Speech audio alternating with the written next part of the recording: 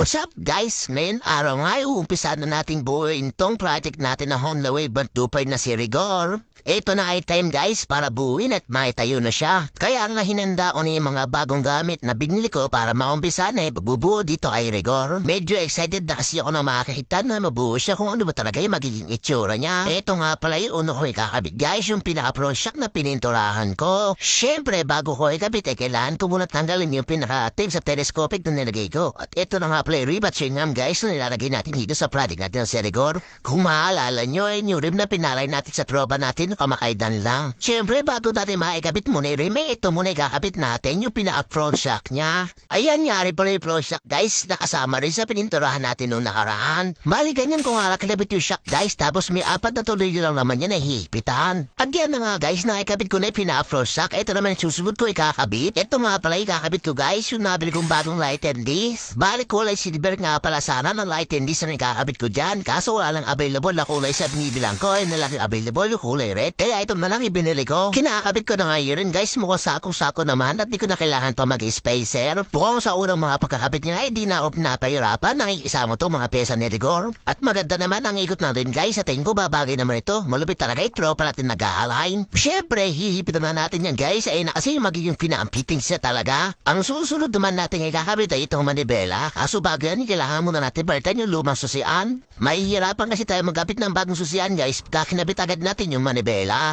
Natatakpan kasi na manibela guys yung dalawang tornilyo ng susian. Kaya kailangan ko muna natin makikabit to guys bago makikabit yung manibela. Dahil okay na nga guys, lagyan ko muna ng grasa manibela para isbut at pinasok. At pumasok na nga agad guys. Bali matututo ka talaga guys sa mga experience nyo. Ilang beses na kasi yung nakapaggawa, nakapagkalas ang wave kaya medyo kabisado na yung mga parts dito. Basta mga Honda Wave guys, halos pare-pares na naman ng mga proseso. Maalala ko nga pala bago ikabit tong singa, may tumunang shock na pininturahan ko. Ali binalutan ko nga pala yun dati guys bago ko pinturahan. Dahil ko yun yung mga balot at ikakabit ko na syempre natanggalin natin yung mga balot niyan. Napakalaking ang tulong guys ang bagbabalot natin sa gitna na yan para di madumin yung pinainjal niya. Ay na nga pala kinalabasan guys, di ba mukha rin bago? At least din tayo bumili ng bagong shock. Palitan ko na nga rin pala yan ng mga bagong rubber bushing para nga makasigurado tayong walang alog at hindi makaldag gamitin. Nakikinalabasan guys, matapos ko ikabit yung mga bagong rubber bushing. Bago ko nga pala ikabit muna yung mga shock guys, ito muna singam yung una kong ikakabit. Para di ako mahirapan at maiwasan ko rin magaskasan tong sing arm. Step by step nga lang guys sa pagkakabit yung ginagawa ko dyan. Kung uunahan ko kasi ikabit yung mga shock guys, baka magaskasan yung sing arm, baka ginalaw-galaw ko. Wala lang, share ko lang, salamat. Diba? Nakikabit ko nga nung walang magaskasan. Ito naman guys yung susunod kong ikakabit. Bali nakakabit ko na nga rin para dyan guys yung bagong susian na panlikod.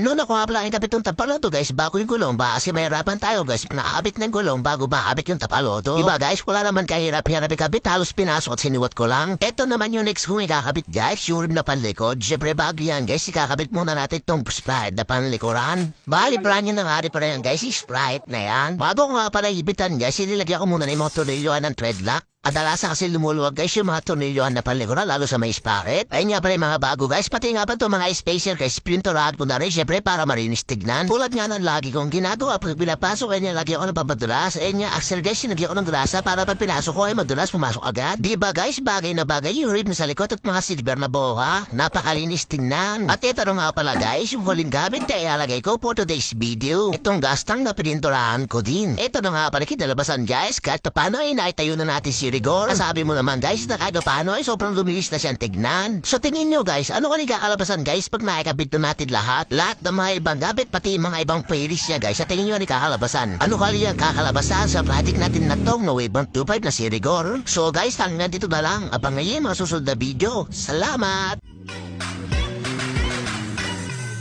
Emang lagi tanpa